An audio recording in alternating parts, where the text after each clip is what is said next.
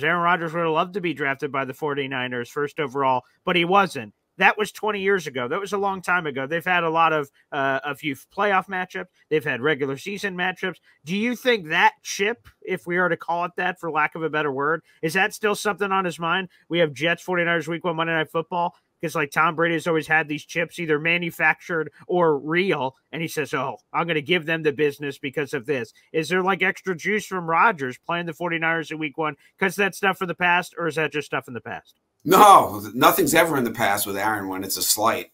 No, he holds on to that forever.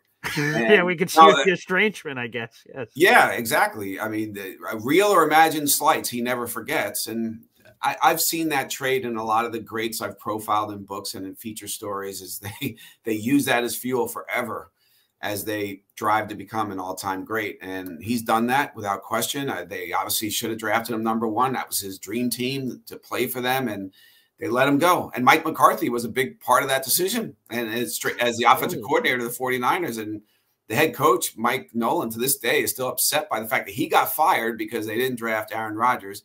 And McCarthy, who was his OC for 1 year and finished dead last in the league in offense, gets the Green Bay job and gets the quarterback he didn't want in San Francisco and wins the Super Bowl with him. Right. But listen, Aaron is 0-4 against the Niners in the playoffs, right? Kaepernick beat him twice. Garoppolo beat him twice. So that's a sore spot. And yes, the snub in the draft obviously is still with him today.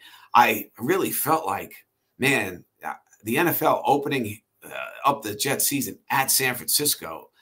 Are you trying to get him hurt again? It's just, to me, that was such a brutal opening game for the Jets to have to play. I think they'll do fine. I think they should go in there with the idea of, let's make a statement. Right. Everybody's saying, okay, the Jets are going to lose that game, but they might win the next 4 and be 4-1. Correct. Well, go in there and win that game. Really go. Why is this just an automatic loss? It's a road game. I understand it's a very, very difficult game to win, but go in there and win it. There are upsets in the NFL all the time. So I think that would, if Aaron plays a big game in that game and they win, just think of the conversation in the days after. The Jets are going to be the toast of America if they win that game, because everyone's already penciled it in as an L, and hopefully they make it up in the next 4 games. But yeah, the San Francisco thing, that hurt. That really hurt him, because in 2005 in the draft, the humiliation of Aaron Rodgers became the first reality show with the NFL draft. It was the same day that YouTube was born. That was the first day a video was uploaded on YouTube. And fittingly, Aaron really was the first reality show in the draft. His plunge, the ESPN cameras constantly zoning in on his face, right? The look on his face getting worse and worse and worse. And it turned out to be, I guess, a blessing in disguise going to Green Bay. But who knows what his career would have been in San Francisco. He might have multiple rings now. I guess we'll never know.